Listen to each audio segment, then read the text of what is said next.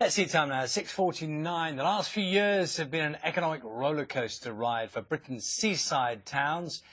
But exclusive research for BBC Breakfast shows things may be picking up. To get an idea of how that might be working in practice, we've sent Ben to Margate this morning. We say hello to him now. Morning, Ben.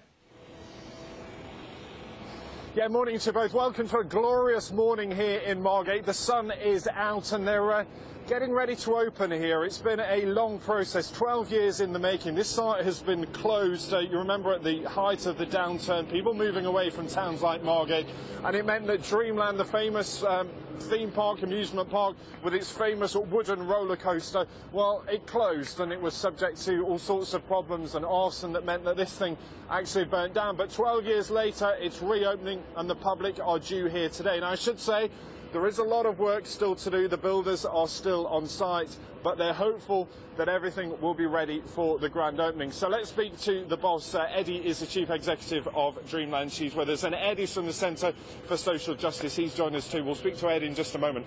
Eddie, good morning. Good morning. Today, a very important day for you. 12 years in the making. Just briefly, talk us through what that's involved for you. It's a huge day for Dreamland, for Margate, for the wider Thanet area.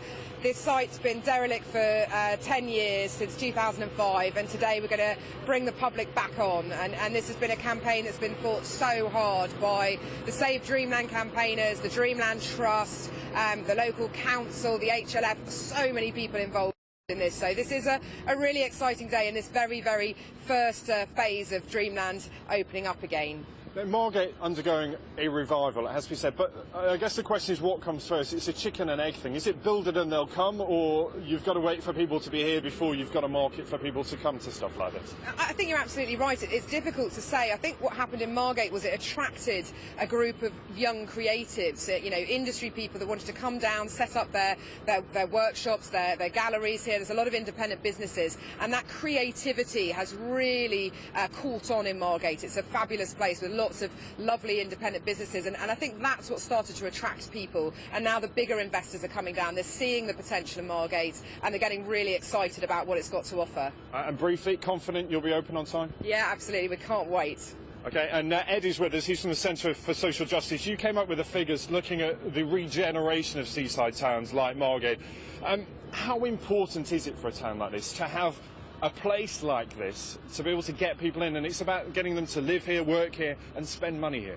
Yeah, it's hugely important, and it's no secret that seaside towns have really struggled over the past few decades as the traditional industry that relied upon tourism kind of dwindled as flights became cheaper and people went overseas for their holidays. But what's so important about Dreamland, about the Turner Gallery that was set up here in 2011, is it brings jobs to the local area. And what's actually quite impressive about Dreamland, it's creating hundreds of jobs, but I think they're going to local Thanet residents. And when you look about tackling poverty, one of the most important things is making sure someone gets a job.